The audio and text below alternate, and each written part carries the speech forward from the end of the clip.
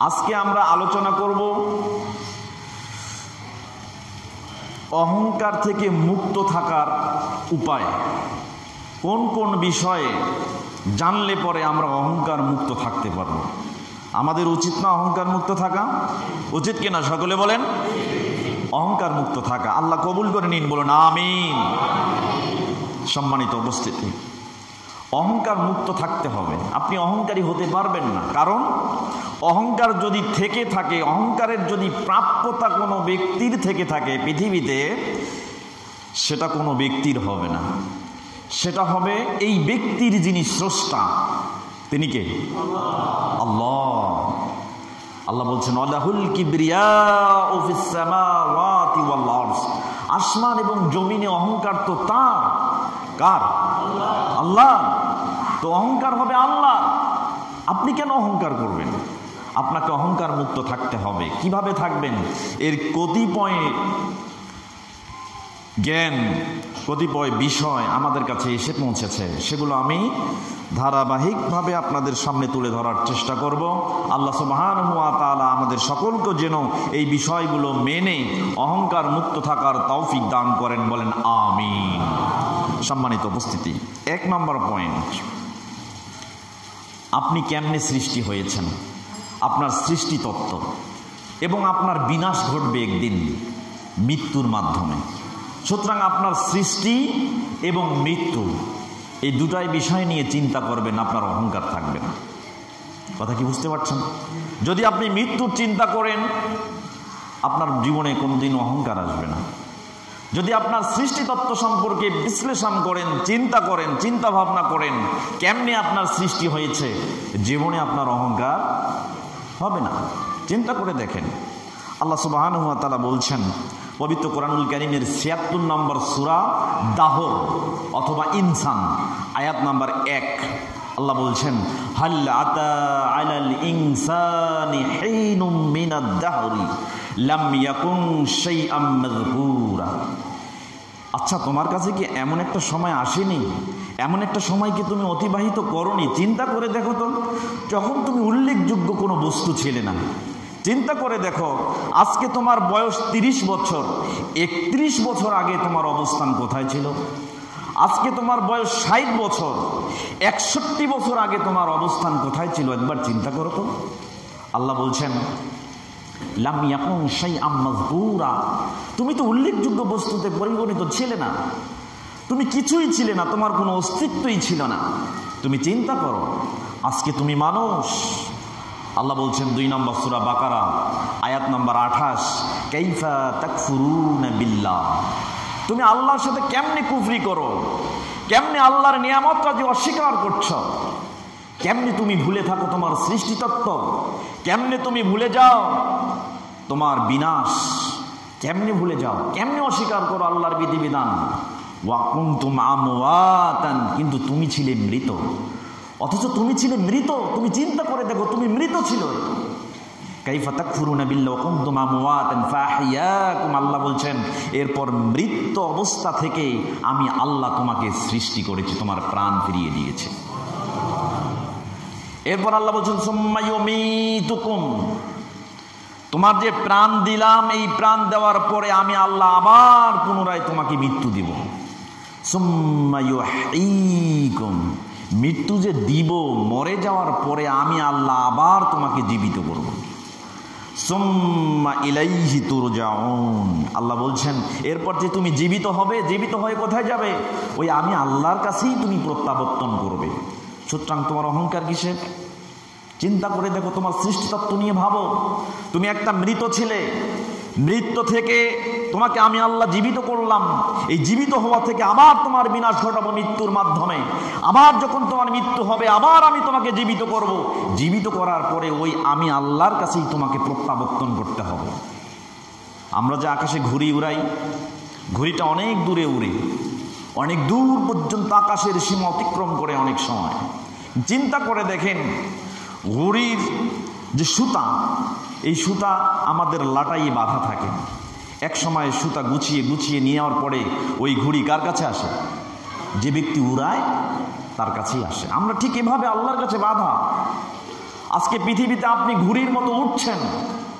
চিন্তা করে দেখেন, একদিন আপনার এই ঘোরা, এই চলাফেরা, এই উড্ডয়নের এই সীমা শেষ হয়ে যাবে। আপনার স্কোপ, ভ্যালিডিটি, লিমিটস, কন্ডিশন সব কিছু বিলীন হয়ে যাবে। আপনার সুতার শেষ মাথা আল্লাহ সুবহানাহু ওয়া তাআলার কাছে যেদিন পৌঁছে যাবে, সেই দিন আপনি কি করবেন? চিন্তা করে দেখেছেন? আশ্চর্য ব্যাপার। আল্লাহ বলছেন আমি সৃষ্টি করলাম, অথচ সে সৃষ্টি তত্ত্ব সম্পর্কে, তাকে কেমনে সৃষ্টি করা হয়েছে এগুলো নিয়ে সে কখনোই ভাবে না, বরং বিতর্ক করে। পবিত্র কোরআনুল কারীমের ৩৬ নম্বর সূরা ইয়াসিন আয়াত নম্বর ৭৭ থেকে ৭৯ নম্বর আয়াত আল্লাহ এখানে বলছেন, আওয়ালাম ইয়ারাল ইনসান, মানুষ কেন ভেবে দেখে না, আন্না খালাকনাহু মিন নুতফা, আমি তাকে সামান্য নোংরা পানি থেকে সৃষ্টি করেছি। চিন্তা করেছেন আপনি? সবেগে নির্গত হওয়া এক ফোঁটা নাপাক পানি, মানুষ উত্তেজনাবশত স্বীয় স্বার্থকে চরিতার্থ করতে, গোপন প্রবৃত্তির অনুসরণ করতে কত শতবার কত ফোঁটা পানি ফেলে দিচ্ছে অবৈধভাবে। হতে পারত ওই অবৈধ স্খলনের মাধ্যমে আপনার অস্তিত্বকে আল্লাহ বিলীন করে দিতে পারতেন। চিন্তা করে দেখেন, করেননি। আল্লাহ আপনাকে জীবিত করেছেন, জীবিত রেখেছেন, অহংকার করবেন কেন? সৃষ্টিতত্ত্ব নিয়ে ভাবুন। আল্লাহ বলছেন আমি তাকে সৃষ্টি করলাম, সৃষ্টিতত্ত্বর বিন্যস্ত করে দিলাম। এরপরেও কি করছে?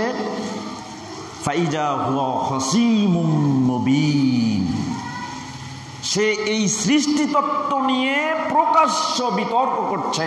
সে কখনো ভাবছে না, বলছে আমি মানুষ, আমার সৃষ্টিত মাটি থেকে, আমার সৃষ্টিত পানি থেকে, আমার সৃষ্টিতে নাপাক পানি নয়, বরং আমি বানর থেকে সৃষ্টি হয়েছে। এভাবে মানুষ বিতর্ক করছে, চিন্তা ভাবনা করছে, কিন্তু প্রকৃত সৃষ্টিতত্ত্ব সম্পর্কে ভেবে তার মস্তিষ্ক আল্লাহ সুবহানাহু ওয়া তাআলার সামনে নুয়ে দিচ্ছে না। চিন্তা করেন, এটা আমাদের অহংকার। এটা আমাদের অহংকার যে আমরা সৃষ্টিতত্ত্ব নিয়ে ভাবছি না। আপনাকে ভাবতে হবে। চিন্তা করে দেখুন, আপনি আজকে আল্লাহর সামনে অপবাদ দিচ্ছেন। অনেক মানুষ বলে বসেছে, কাফির মুশরিকরা এক সময় বলতো যে আমরা তো মাটির সঙ্গে মিশে গেছি, আমরা তো মরে গেলাম, আমাদের হাড় অস্তিত্ব মাটির সঙ্গে বিলীন হয়ে যাবে। এরপরে কে ফিরে দেবে এই হাড়ের মধ্যে জীবন? কে ফিরিয়ে দিবে, কে জীবিত করবে? কে এই হাড়ের মধ্যে জীবন নিয়ে আসবে? ওয়াহিয়া রমিম, অথচ এই হাড়গুলো তো মাটির সঙ্গে মিলেমিশে একদম ধুলো হয়ে গেছে, এগুলো কে এর মধ্যে প্রাণ নিয়ে আসবে? আল্লাহ বলছেন নবী তুমি বলো, নবী তুমি তাদেরকে বলো। তারা যেটা চিন্তা করছে, হয়তো ভাবছে দুনিয়াতে অহংকার করার পর মৃত্যুবরণ করবে, মাটির সঙ্গে মিশে যাবে, হাড় অস্থিগুলো মাটির সঙ্গে বিলীন হয়ে ধুলোবালি হয়ে যাবে, এরপরে তো আল্লাহ তাকে ফিরিয়ে নিয়ে আসতে পারবে না। নবী তুমি বলে দাও, তুমি বলে দাও ইউহয়িহা, তাকে আল্লাহ জীবিত আবারও করবেন, আল্লাহ তাকে আবারও জীবিত করবেন।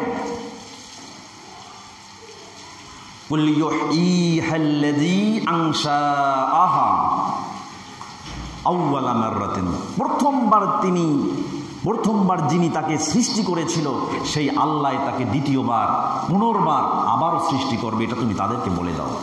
সুতরাং ভাববেন না আপনি দুনিয়াতে এসেছেন আজকে যা ইচ্ছা তাই করছেন, ভাববেন না আপনার আজকে অবস্থান সুদৃঢ় হয়েছে, ভাববেন না আজকে আপনি পদমর্যাদা পেয়েছেন, ভাববেন আপনি আজকে সবচেয়ে বড় শিক্ষিত হয়ে গেছেন, ভাবছেন আজকে আপনি এই বড় বংশমর্যাদায় পড়ে আছেন, ভাবছেন আজকে আপনি বড় ইবাদত করে একজন আবেদ হয়ে মৃত্যুবরণ করছেন। চিন্তা করে দেখুন আপনার অবস্থান এতটাই ঠুনকো, ইচ্ছা করলে আল্লাহ সুবহানাহু ওয়া তাআলা আপনাকে সুম্মা নুখরিজুকুম তিফলা, অর্থাৎ একটা মানুষকে পর্যায়ক্রমে যখন মায়ের পেট থেকে সন্তান হিসেবে প্রসব করায়, তার আগেই আল্লাহ আপনাকে পেট থেকে অ্যাবর্শন করে দিয়ে আপনাকে এই দুনিয়া থেকে বিলীন করে দিতে পারত, কিন্তু আল্লাহ করেন নাই, করেন নাই আল্লাহ আপনাকে।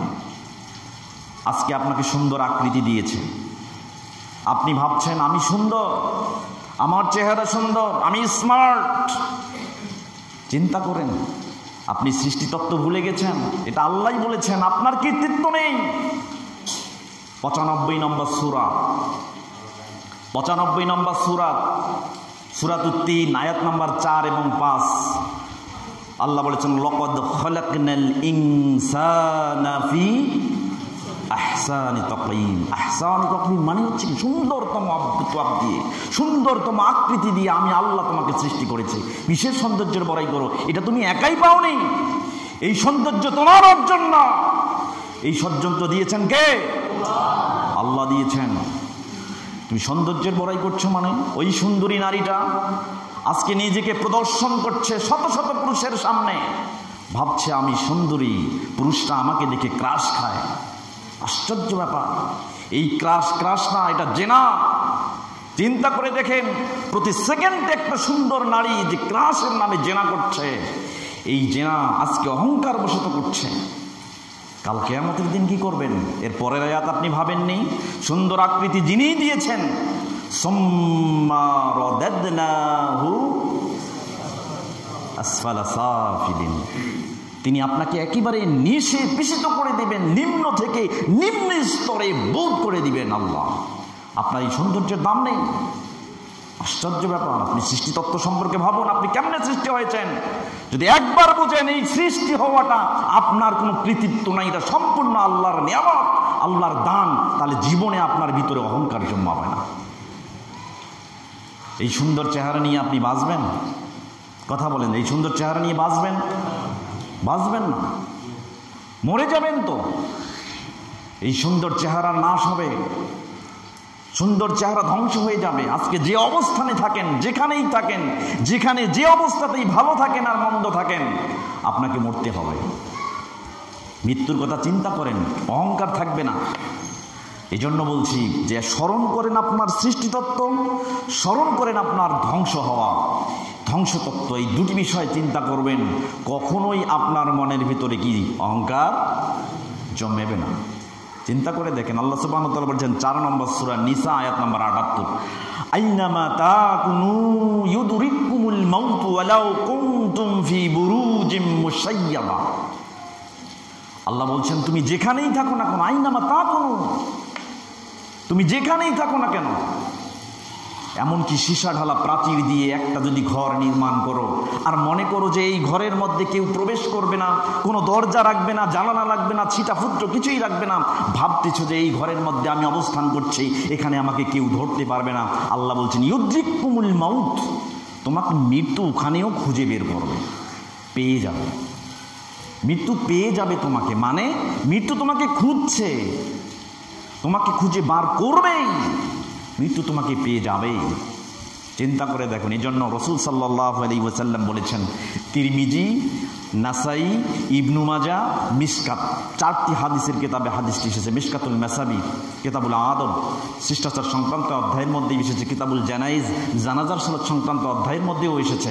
2টি অধ্যায়ের মধ্যে এসেছে। কিতাবুল জানাইজ, জানাজার সালাত সংক্রান্ত একটি অধ্যায় রয়েছে, বাবু তামান্নাইল মাউত ওয়া যিকরিহি, মৃত্যুর আকাঙ্ক্ষা এবং স্মরণ করা সংক্রান্ত একটা অনুচ্ছেদ রয়েছে। ফাসলুস সানি, 2য় পরিচ্ছেদের 1607 নম্বর হাদিস। আবু হুরায়রা থেকে বর্ণিত, তিনি বলেন, ক্বালা রাসূলুল্লাহ সাল্লাল্লাহু আলাইহি ওয়াসাল্লাম, বিশ্বনবী মুহাম্মদ সাল্লাল্লাহু আলাইহি ওয়াসাল্লাম বলেছেন, আকসিরু যিকরা হাযিমিল লাযযা, তোমরা স্মরণ করো একটা বিষয়কে, যে বিষয়টা দুনিয়ার সুখকে নিমিষেই ধ্বংস করে দিতে পারে। তুমি যে আজকে সুখে আছো, তুমি যে আজকে ভালো অবস্থানে আছো, একটা বিষয় আছে যে বিষয়টা তোমার এই সুখ স্বাচ্ছন্দ্যকে নিমিষেই ধ্বংস করে দিতে পারে। সেই বিষয়টাকে চিন্তা করো, সেটার স্মরণ করো। সেই জিনিসটার নাম কি? মৃত্যু। রাসূল সাল্লাল্লাহু আলাইহি ওয়াসাল্লাম হুয়াল মাউত, এটা হচ্ছে মৃত্যু। তুমি মৃত্যুর কথা চিন্তা করো। তোমার জীবনে তোমার দিমাগ থাকলে, মস্তিষ্ক থাকলে তোমার ভিতরে অহংকার জন্মাবে না। আমরা কি মৃত্যুর কথা চিন্তা করি? করি না তো। এটাও আমার অহংকার। বেঁচে আছি, বাঁচছি, বাপের খাচ্ছি, এক সময় নিজে ইনকাম করছি, আজকে আমি ইনকাম করতে পারি, আমার অনেক টাকা, কীর্তিত্বটা কার? কীর্তিত্ব কার? আশ্চর্য। কোনো সময় ভেবেছি এই কীর্তিত্ব আপনার না আল্লাহর? ভাবি নাই তো। কষ্ট করে মেট্রিকুলেশন পরীক্ষা দিলেন, এসএসসি এইচএসসি পাশ করলেন, ভাবছেন আপনি তো কষ্ট করছেন। শত শত কষ্ট করা মানুষ যারা পরীক্ষা দিচ্ছে শতবার ফেল করছে, এই ব্যর্থতা কার? চিন্তা করে দেখেন সম্মানিত উপস্থিতি। এই জন্য বিশ্বনবী সাল্লাল্লাহু আলাইহি ওয়াসাল্লাম বলেছেন, মৃত্যুকে সবসময় স্মরণ করো। মৃত্যুকে স্মরণ করবেন কেমনে? আজকে আপনি দুনিয়াতে অহংকার করছেন, এই অহংকার করা ব্যক্তিটার কি বাপ মরে নাই? কথা বলেন, যে অহংকার করছে তার বাপ মরে নাই? তো অহংকারীর যদি বাপ মরে তাহলে অহংকারী মরবে কিনা বলেন? চিন্তা করেন, আপনি বড় না আপনার বাপ বড়? বাপের কথা বললে কিন্তু লাগে, তুই দিবি না তো তোর বাপ দেবে, মানে তার ব্যর্থতাকে নিম্ন পর্যায়ে নিয়ে যাওয়ার জন্য আমরা এভাবেই প্রকাশ করি, তুই যাবি না মানে তোর বাপ যাবে, তুই মরবি না মানে তোর বাপ মরবে। যদি একজন অহংকারী ব্যক্তি মানুষের বাপ মারা যায় তাহলে অহংকারী বেঁচে থাকবে কিনা বলেন? চিন্তা করে দেখছেন। বিশ্বনবী মুহাম্মদুর রাসূলুল্লাহ সাল্লাল্লাহু আলাইহি ওয়াসাল্লাম বলেছেন, তুমি মৃত্যুর কথা স্মরণ করো কেমনে? ওই যে কবরের পাশে যাও, তোমার বাপ মরে গেছে, তোমার বাপের কবরে যাও, মৃত্যুর কথা স্মরণ হবে, অহংকার থাকবে না, অহংকার থাকবে না। সহিহ মুসলিম এবং মিশকাত দুটি হাদিসের কিতাবে হাদিসটি এসেছে, মিশকাতুল মাসাবি কিতাবুল জানাইজ জানাজার সংক্রান্ত একটি অধ্যায়, বাবু ইয়াদাতুল মারিজ, রোগীর সেবা করা শুশ্রূষা করা সংক্রান্ত একটি অনুচ্ছেদ রয়েছে, ফাসলুল আউয়াল, প্রথম পরিচ্ছেদের 1763 নম্বর হাদিস। আবু হুরায়রা থেকে বর্ণিত, তিনি বলেন, যারা নবী সাল্লাল্লাহু আলাইহি ওয়াসাল্লাম কবর উম্মিহি, একদিন বিশ্বনবী মুহাম্মদুর রাসূলুল্লাহ সাল্লাল্লাহু আলাইহি ওয়াসাল্লাম তার নিজের মায়ের কবর জিয়ারত করার জন্য যাবেন, গেলেন। ফাবাকা ওয়াবকা মান হাওলাহু, বিশ্বনবী যখন কবর জিয়ারত করছেন নজর ধারায় কাঁদছেন, ওয়াবকা মান হাওলাহু, এবং তার পাশে কবরের চারদিকে যে সমস্ত ব্যক্তিরা ছিল বিশ্বনবীর কান্না দেখে তারাও কাঁদতে কাঁদতে বুঁদ হয়ে যাচ্ছে।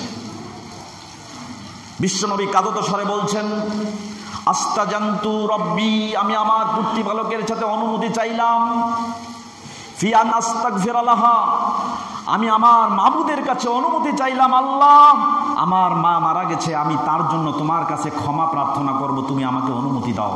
বিশ্বনবী বলছেন, ফালাম ইউজানিলি, আমাকে অনুমতি দেওয়া হয়নি, আমি আমার মায়ের জন্য ক্ষমা প্রার্থনা করতে পারিনি। এরপর বিশ্বনবী সাল্লাল্লাহু আলাইহি ওয়াসাল্লাম বলেন, ওয়াস্তাজানতু আন আযুরা কবরাহা, এরপর আমি আল্লাহর কাছে চাইলাম, আল্লাহ যদি ক্ষমা প্রার্থনা করতে না পারি তবে অন্তত তার কবরটা জিয়ারত করতে দাও। তখন আল্লাহ সুবহানাহু ওয়া তাআলা উজিনালি, বিশ্বনবী বলছেন, আমাকে কবর জিয়ারত করার অনুমতি দিয়ে দেওয়া হলো। আমি কবর জিয়ারত করছি, মুসলমান শোনো, ফাজুরুল কুবুরা ফাইন্নাহা তুযাক্কিরুল মাউত, কবর জিয়ারত করো, এই কবর তোমার মৃত্যুর কথা স্মরণ করিয়ে দিবে, তোমার অহংকার থাকবে না। চিন্তা করে দেখেন, ভাবছেন কখনো মৃত্যুর কথা? আপনি ভাবেন কবর আপনাকে ডাকছে? আপনি ভাবেন মৃত্যু আপনার সামনেই ঘুরছে? আপনি ভাবেন আজরাইল অপেক্ষায় আছে আপনার জীবন নেওয়ার জন্য? কখনো ভেবেছেন?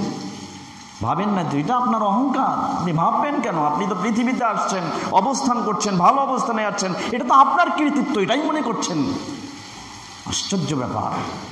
চিন্তা করে দেখেন, মৃত্যুর কথা ভাবুন, মৃত্যুর কথা ভাবলে আপনার ভিতরে অহংকার থাকতে পারবে না। এই জন্য আসুন, আল্লাহ সুবহানাহু ওয়া তাআলা আমাদের সকলকে নিজের মৃত্যু এবং নিজের সৃষ্টিতত্ত্ব নিয়ে গবেষণা করা, ভাবা এবং তাকে সামনে রেখে অহংকার মুক্ত থাকার তৌফিক দান করুন, বলুন আমিন। ভাইজান, মরে যাবেন, মৃত্যু পর্যন্ত পৌঁছার আগে যে অবস্থা আপনার হবে এটি কল্পনাও করতে পারবেন না। আপনি মরে যাবেন, মরে যাওয়ার আগেই মরতে চাইবেন না, কারণ মৃত্যুর যন্ত্রণা আছে, এটা চিন্তা করেন, আপনার অহংকার থাকবে না। মৃত্যুর যন্ত্রণা আছে, এটা চিন্তা করেন, আপনার অহংকার থাকবে না। আজকে আপনি মানুষকে শোষণ করছেন, আজকে মানুষকে জুলুম করছেন, চিন্তা করেন কেন করছেন? এটা অহংকারের কারণে করছেন। এই জুলুমের মধ্যে মৃত্যুর আগেও আপনি পতিত হবেন, এতে কোনো সন্দেহ নেই। চিন্তা করে দেখেন, মরার আগে মরতে চাইবেন না, মৃত্যুর যন্ত্রণা আছে। আল্লাহ সুবহানাহু ওয়া তাআলা বলেছেন পবিত্র কুরআনুল কারীমের 50 নম্বর সূরা কফ আয়াত নম্বর 19, ওয়াজাআত সাকরাতুল মাউত বিল হক যালিকা মা কুনতা মিনহু তাহিদ।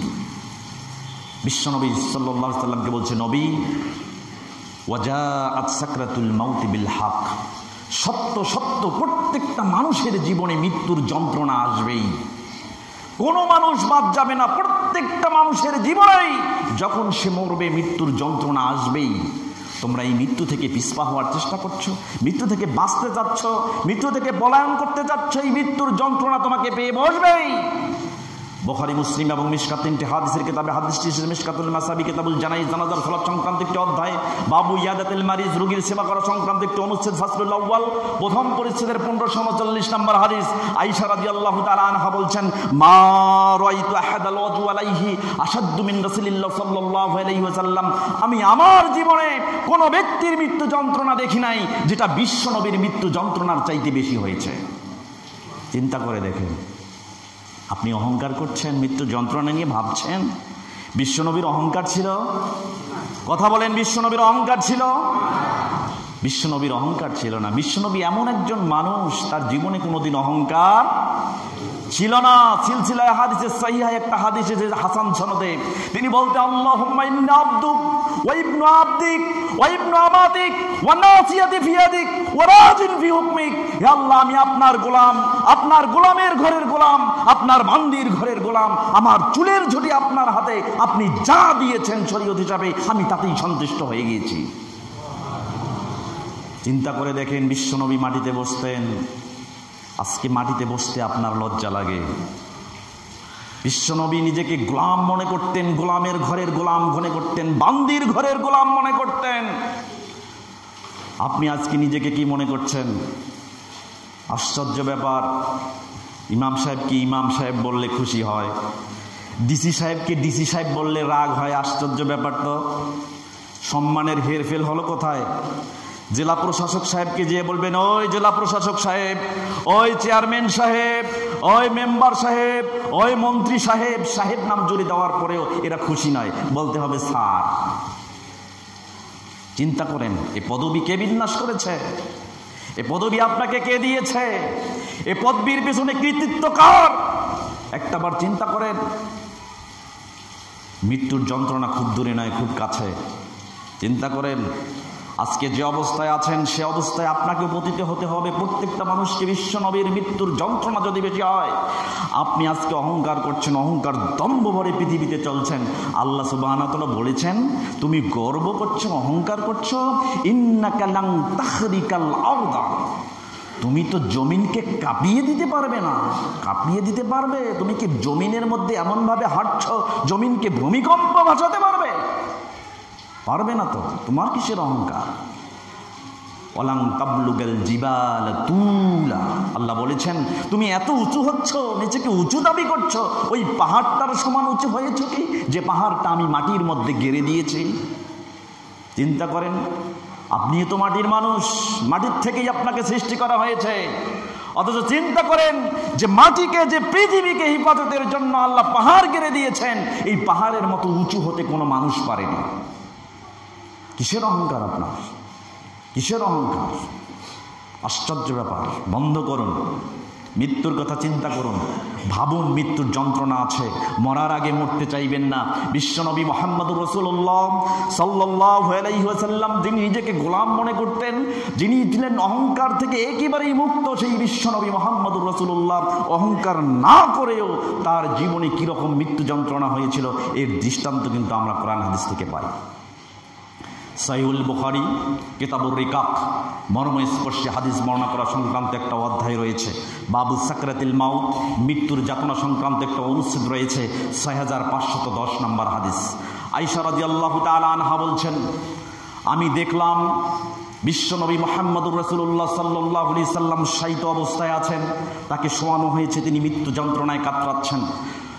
কানা বাইনা ইয়াদাইহি রাকওয়াতুন উলবাতুন ফিহা মাউন, আমি দেখলাম বিশ্বনবী মুহাম্মদুর রাসূলুল্লাহ সাল্লাল্লাহু আলাইহি সাল্লামের পাশে একটা কাঠের অথবা একটা চামড়ার বদনা ছিল, ফিহা মাউন, তার মধ্যে পানি ছিল। আমি দেখলাম ফা জাআলা ইউদখিলু ইয়াদাইহি ফিল মা, আমি দেখলাম বিশ্বনবী যন্ত্রণায় ছটপট করছেন আর তার হাত দুখানা বারবার বদনার পানির মধ্যে হাত চুবাচ্ছেন। সুম্মা ইয়ামসাহু বিহিমা ওয়াজহাহু, এরপরে আমি দেখলাম বিশ্বনবী বারবার তার মুখখানা পানি দ্বারা মুছছেন আর মুছছেন। তারপরে আমি দেখলাম সুম্মা নাসাবা ইয়াদাহু, আর হাত দুখানা উপরে উঠে বলছেন, লা ইলাহা ইল্লাল্লাহ ইন্না লিল মাউতি লাসাকরা, হে আল্লাহ, তুমি ছাড়া কোনো মাবুদ নাই, মৃত্যুর বড় যন্ত্রণা, এটা আমি সহ্য করতে পারছি না। চিন্তা করেন, তার মুখ থেকে দায়িত্বহীন কণ্ঠে ঘোষিত হয়েছে মৃত্যুর যন্ত্রণা, তিনিও অনুভব করছেন। আপনি অহংকার করছেন, আপনার মৃত্যুর যন্ত্রণা হবে না? আয়েশা রাদিয়াল্লাহু তাআলা আনহা বলছেন, আমি দেখলাম এভাবে বলতে বলতে আল্লাহর নবী দুই হাত তুলে বলছেন, আল্লাহুম্মা গফিরলি ওয়ারহামনি ওয়ালহিকনি বিররফিকিল আলাম। আল্লাহ তুমি আমাকে ক্ষমা করো, আমাকে দয়া করো, আমাকে তুমি দয়া করো, তোমার বন্ধু, তুমি আমার বন্ধু, তোমার সাথে তাড়াতাড়ি আমাকে সাক্ষাতের জন্য নিয়ে যাও, মৃত্যুর যন্ত্রণা আমি সহ্য করতে পারছি না। আয়েশা বলতেন, এভাবে বলতে বলতে আমি দেখলাম হাত্তা মালাত ইয়াদাহু আলাল আরশ ওয়া কুবিজা, বিশ্বনবীর জীবন চলে গেল, হাত দুখানা ওপার থেকে নিচের মধ্যে পড়ে গেল। আমি দেখলাম বিশ্বনবী দুনিয়াতে আর থাকলেন না। চিন্তা করেন, যন্ত্রণা নিয়ে বিশ্বনবী দুনিয়া থেকে সরে গিয়েছেন, তার মৃত্যুর যন্ত্রণা হয়েছে। আজকে আপনি দম্ভ ভরে পৃথিবীতে অবস্থান করছেন, আপনি কি ভাবছেন আপনার মৃত্যুর যন্ত্রণা হবে না? হবে না? কথা বলেন, হবে কিনা? মৃত্যুর যন্ত্রণা যদি হয় তাহলে চিন্তা করেন, এই মৃত্যুর যন্ত্রণার কথা চিন্তা করে আজ থেকে দৃষ্টিভঙ্গি বদলিয়ে ফেলতে হবে। মনের মধ্যে অহংকার থাকবে না। আপনি সব সময় ভাবুন, আল্লাহ আমার মৃত্যুর যন্ত্রণা হচ্ছে, হবে, সামনে মৃত্যুর যন্ত্রণার জন্য অবস্থান করছি, আল্লাহ মৃত্যুর যন্ত্রণা কমিয়ে দেওয়ার জন্য দোয়া করুন, আল্লাহর কাছে আশ্রয় প্রার্থনা করুন। যখনই যতবার আপনি মৃত্যুর যন্ত্রণার কথা ভাববেন, ততবার আপনার শরীর থেকে, আপনার মন থেকে অহংকার ঝেড়ে যাবে। এটা একদম 100% কথা। সুতরাং আসুন আমরা মৃত্যুর যন্ত্রণার কথা চিন্তা করি। বিশ্বনবীর যন্ত্রণা হয়েছে, আমাদেরও যন্ত্রণা হবে, খুবই স্বাভাবিক। সুতরাং আল্লাহ সুবহানাহু ওয়া তাআলা এই মৃত্যু যন্ত্রণার কথা চিন্তা করে আমাদেরকে অহংকার মুক্ত থাকার তৌফিক দান করুন, বলুন আমিন। 3 নম্বর পয়েন্ট, যে কোনো কাজ করবেন, ইবাদত করবেন, ইহসানের সাথে করবেন। ইহসানের সাথে করবেন মানে আনতাজামা ইয়ারাহুল্লাহ ওয়া সামিয়া কুল্লাহু। যে কোনো ইবাদত করবেন, যে কোনো কাজ করবেন, মনে করবেন আল্লাহ দেখছেন, আল্লাহ শুনছেন। আল্লাহ দেখছেন, আমরা মনে করি এরকম? কখনো করি না তো। যদি মনে করতাম হুজুরের সামনে বিড়ি ফেলে দেই আর খোলা ময়দানে বিড়ি খাই, খুব সুখতাম।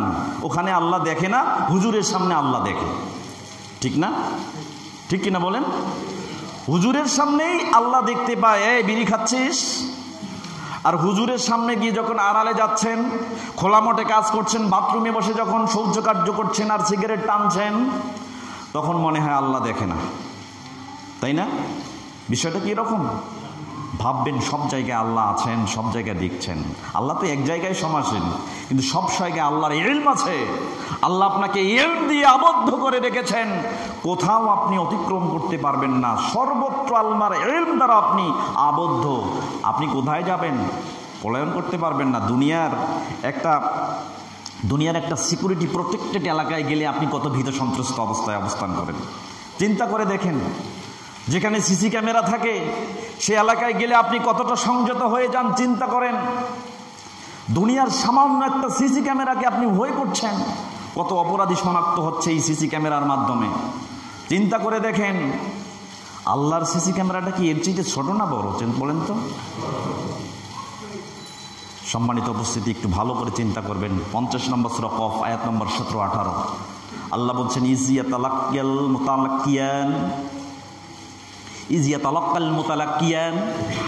আল্লাহ বলছেন, ভেবে দেখো তো, 2 জন অবলোকনকারী অবস্থান করছে তোমার পাশে। 2 জন অবলোকনকারী অবস্থান করছেন তোমার পাশে, একজন ডানে আর একজন বামে। আছে না? কে আছে?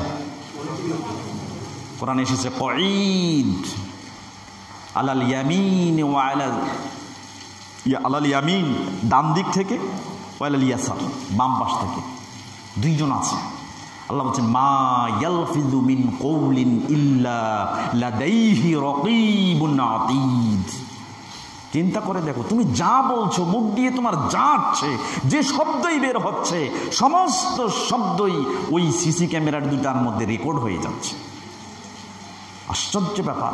আপনি কখন এটা ভেবেছেন যে আপনার 2 জন, 2 পাশে 2 জন আছে, অতন্দ্র প্রহরী আছে? আপনি চিন্তা করেছেন? আপনি যা বলছেন সালিপিবদ্ধ হচ্ছে, আপনি চিন্তা করেছেন? যদি এটা করতেন, কখনো আপনার অহংকার আসতো না। অহংকার আসবে কোত্থেকে? আমি তো ভীত সন্ত্রস্ত। অহংকার আসবে কোত্থেকে? আমি তো ভীত সন্ত্রস্ত। আশ্চর্য ব্যাপার, যে ভীত নয় সে অহংকারী। চিন্তা করে দেখেন। এজন্য বলছি, ইহসানের সাথে কাজ করেন। ইহসানের সাথে মিশকাতুল মাসাবির 2 নম্বর হাদিস। জিবরাইল আসলেন বিশ্বনবীর কাছে, সাহাবায়ে কেরাম বসা। আব্দুল্লাহ ইবনে ওমর বলছেন, আমি দেখলাম বিশ্বনবী সাল্লাল্লাহু আলাইহি সাল্লাম বসে আছেন, ওই লোকটি এসে বিশ্বনবীকে একের পর এক প্রশ্ন করছেন। এরপরে বলছেন, ফাআখবিরনি আনিল ইহসান, হে নবী আপনি আমাকে ইহসান সম্পর্কে বলেন। ইহসান কি? বিশ্বনবী সাল্লাল্লাহু আলাইহি সাল্লাম বলছেন, ইহসান হলো আন তা'বুদাল্লাহ কাআন্নাকা তারাহু। ইহসান হচ্ছে তুমি এমন ভাবে ইবাদত করো যেন আল্লাহ তোমার ইবাদতটা দেখছেন, যেন আল্লাহ তুমি আল্লাহকে দেখছো। কাআন্নাকা তারাহু, তুমি এমন ভাবে ইবাদত করো, এমন ভীত সন্তুষ্ট ভাবে ইবাদত করো যেন ভাবছো যে আল্লাহ আপনাকে দেখছে। এই যে আল্লাহ দেখছে, কাজটা ভুল করলে তো সমস্যা হয়ে যাবে। একজন ছাত্র মাস্টারের সামনে, স্কুলের টিচারের সামনে কেমন ভীত সন্ত্রস্ত অবস্থায় থাকে চিন্তা করেন। একজন পুলিশের সামনে একজন আসামি কত ভীত সন্ত্রস্ত চিন্তা করেন। এই পুলিশের স্রষ্টা তিনি তার চাইতে ভয়ঙ্কর। চিন্তা করেন যে পুলিশকে আপনি যতটা ভয় করছেন, এই পুলিশের যিনি স্রষ্টা তিনি তার চাইতে কত ভয়ঙ্কর হতে পারে, তার সামনে কতটা ভীত সন্ত্রস্ত অবস্থায় অবস্থান করতে হবে। আপনি ভাববেন, যে কোনো কাজ করবেন, যে কোনো কাজে যাচ্ছেন, মুআমালাত হোক আর শরীয়ত হোক, যেটা কল্যাণকর কাজের মধ্যে আপনি যাচ্ছেন, ভাবছেন কাআন্নাকা তারাহু, আপনি কাকে দেখছেন? আল্লাহকে দেখছি আমি। এই কাজ ভুল করা যাবে না, ভুল করতে পারবো না, কারণ আমি আল্লাহকে দেখছি, আল্লাহ সামনে। ফাইন লাম তাকুন তারাহু, আল্লাহ বলছেন, রাসূল সাল্লাল্লাহু আলাইহি সাল্লাম বলছেন, যদি তুমি তাকে দেখতে না পাও, ভাবছো যে আমি তো আল্লাহকে দেখতে পাচ্ছি না, তাহলে ওই কাজের সময় মনে করবে ফাইন্নাহু ইয়ারাক, তুমি দেখছো না বরং আল্লাহই তোমাকে দেখছে। এটা সবসময় ভাববেন, এটা হচ্ছে ইহসান। যে কোনো কাজে ইহসান করবেন, ইহসানের সাথে কাজ করবেন। আপনি আল্লাহকে দেখছেন, নতুবা আল্লাহ আপনাকে দেখছে। যদি এইটা মনে করে আপনি সমস্ত কাজ সম্পন্ন করতে পারেন, তাহলে বুঝবেন আপনার ভিতরে কোনো অহংকার থাকবে না। কথা কি বুঝতে পারছেন? এই জন্য অহংকার থেকে মুক্ত থাকার জন্য আমাদেরকে ইহসান অবলম্বন করতে হবে। আল্লাহ সুবহানাহু ওয়া তাআলা আমাদেরকে ইহসান অবলম্বন করে অহংকার মুক্ত থাকার তৌফিক দান করুন, বলুন আমিন। সম্মানিত উপস্থিতি, এরপরে দেখেন 4 নম্বর পয়েন্ট হচ্ছে হব্বু ফিল্লাহ ওয়া মিনাল্লাহ, আল্লাহর প্রতি ভালোবাসা এবং আল্লাহর উদ্দেশ্যে সমস্ত মানুষকে ভালোবাসার ব্যাপক প্রচার করেন। যা সামনে এসেছে, কিসের ধনী, কিসের গরিব, কিসের নিঃস্ব, কিসের অসহায়, কিসের হমরা চামড়া, কিসের সমাজপতি, কিসের দলপতি, কিসের মেম্বার, কিসের চেয়ারম্যান, কিসের পদবিওয়ালা, কিসের শিক্ষিত, কিসের অশিক্ষিত, কিসের হুজুর, কিসের পণ্ডিত, কিসের মূর্খ, কিসের জাহেল, সমস্ত লোককে সামনে যাকে পাবেন সবার প্রতি ভালোবাসার দৃষ্টি নিক্ষেপ করুন। পারবেন না? যদি ভালোবাসতে পারেন তাহলে অহংকার থাকবে না। যদি ভালোবাসতে পারেন আপনার ভিতরে কোনোদিন অহংকার থাকবে না। আপনি ভালোবাসেন, কাছে আসেন, ভালোবাসেন, নিচে নেমে আসেন। আশ্চর্য ব্যাপার, আপনি চেয়ারম্যান, আপনি মেম্বার, আপনি মন্ত্রী, আপনি এমপি, আপনি প্রধানমন্ত্রী, আপনি সমাজের সব থেকে উঁচু অবস্থানে আছেন, আপনি নিচে নেমে আসেন। গরিবদের সঙ্গে, আপনার অধীনস্থ লোকদের সঙ্গে কাঁধে কাঁধ মেলান, বাহুতে বাহু মেলান, হাতে হাত কর্মর্দন করেন, মুসাফা করেন, তবেই আপনার ভিতরে অহংকার থাকবে না। এটা একেবারেই শিওর, নিশ্চিত। আশ্চর্য ব্যাপার, আপনি সালাম দিচ্ছেন, হাত মুছছেন, সালাম দিচ্ছেন, হাত মুছছেন। চিন্তা করে দেখেন, এই অহংকার মুক্ত আপনাকে থাকতে হবে। প্রত্যেকটা মুমিন আরেকজন মুমিনের কি? অনুরূপভাবে প্রত্যেকটা মুমিনা নারী আরেকটা মুমিনা নারীর কি? চিন্তা করেন, আমরা সবাই সবার বন্ধু। একজন মুমিন আরেকজনের বন্ধু, একজন মুমিনা নারী আরেকজন মুমিনা নারীর বন্ধু। একজন ব্যক্তি যদি আরেকজন ব্যক্তিকে আমরা বন্ধু হিসেবে গ্রহণ করতে পারি, কশ্চিনকালেও আমাদের উভয়ের মধ্যে কোনো অহংকার থাকতে পারে না। আল্লাহ সুবহানাহু ওয়া তাআলা 9 নম্বর সূরা তাওবা আয়াত নম্বর 71 বলছে, ওয়াল মুমিনুনা ওয়াল মুমিনাত বা'দুহুম আউলিয়াউ বা'দ। প্রত্যেকটা মুমিন এবং প্রত্যেকটা মুমিনা, নর এবং নারী, প্রত্যেকটা পুরুষ অপর একজন মুমিন পুরুষের বন্ধু, প্রত্যেকটা নারী মুমিনা অপর একটা নারী মুমিনা নারীর বন্ধু, পরস্পর বন্ধু হিসেবে গ্রহণ করেন।